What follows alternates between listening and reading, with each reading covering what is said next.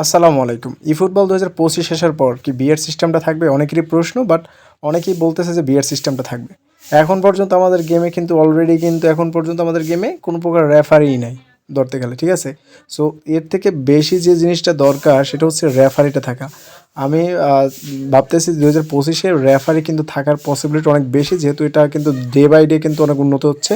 So সেক্ষেত্রে কিন্তু রেফারিটা প্রথম দরকার। তারপর হচ্ছে বিআর সিস্টেমটা দেখা যাবে।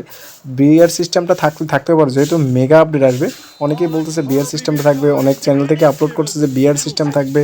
আমি অলরেডি পাইছি, বাট এখন পর্যন্ত অত শিওর না। বাট একটা জায়গায় কি ভাই, যে আসলে কোনামি কিন্তু কোনোভাবেই বলে না যে কী আসবে কী থাকছে। অন্যান্য গেমসে যদি আমরা দেখি তাহলে দেখতে পাবেন যে কী আসছে চলছে সেগুলোর উপরে কিন্তু ট্রেলার থাকে, ঠিক আছে?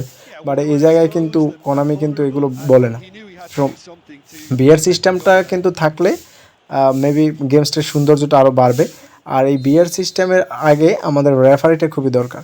সো রেফারিটা কিন্তু ২০২৫ থাকার পসিবিলিটি অনেক বেশি, এবং একটা স্টেডিয়ামও থাকবে, সেটা হচ্ছে পিউমাস স্টেডিয়াম। সেই স্টেডিয়ামটা কিন্তু অলরেডি অনেকেই বলতেছে, গুঞ্জন শোনা যাচ্ছে যে পিউমাস স্টেডিয়ামটা থাকবে। সো কোনামি কিন্তু লাইসেন্সও করছে পিউমাস স্টেডিয়ামের সাথে। এক্ষেত্রে কিন্তু বলা যায় যে আসলে পিউমাস স্টেডিয়ামটা থাকবে। আর রেফারিটা কিন্তু থাকবে, এবং অলরেডি কিন্তু ইন্ট্রো, অর্থাৎ আমাদের গেমসের ইন্ট্রো কিন্তু অলরেডি আমরা লিগ ম্যাচে দেখতে পাই।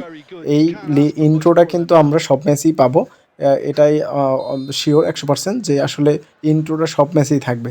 যেহেতু কোনামি আস্তে আস্তে সবগুলোই ঠিক করে দিচ্ছে, বাট এটা তো আসলে পিসি ভার্সন না, অনেক কিছুই দেওয়া যাবে না, সেটা ঠিক আছে। বাট অন্য অন্য দিক থেকে একটা স্টেডিয়াম এবং কিন্তু বিআর সিস্টেমটা কিন্তু রাখবে, কারণ হচ্ছে বিআর সিস্টেম থাকলে অনেক সময় হয় কি, যে খেলাটার কিন্তু আরও উন্নতি হবে, এবং এটা কিন্তু অলরেডি ডে বাই ডে কিন্তু উন্নতি হচ্ছে।